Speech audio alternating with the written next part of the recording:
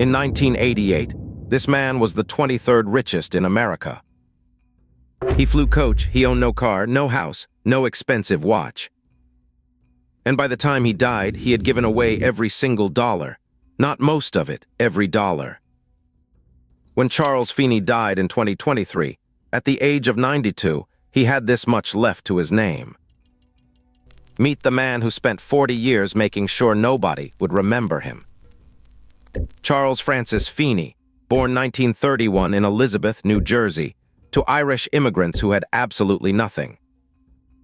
The origin story is unglamorous, and that turns out to matter. In 1960, with a partner named Robert Miller, Feeney founded Duty-Free Shoppers. Honolulu, Hong Kong, Tokyo, 40 airports across Asia. Within a decade, DFS was the dominant duty-free retailer on Earth. By the early 1980s, Feeney was personally worth over $1 billion, and he had a problem. He didn't want the money. He had watched what wealth did to other men, and he had a plan. Look at how the giants of American wealth compare. Most billionaires give away a tiny fraction during their lifetime. Feeney gave 100%. Then, in 1982, Charles Feeney did something no billionaire in modern history had ever done.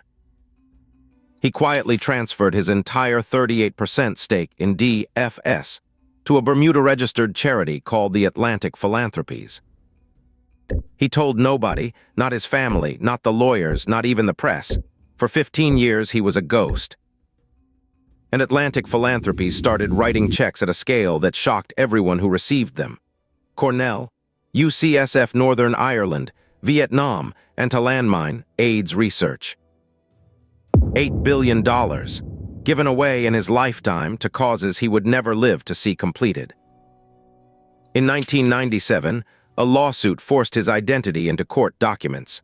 The press called him the James Bond of philanthropy. Let me be fair to the traditional billionaires. There is a real argument for the other side.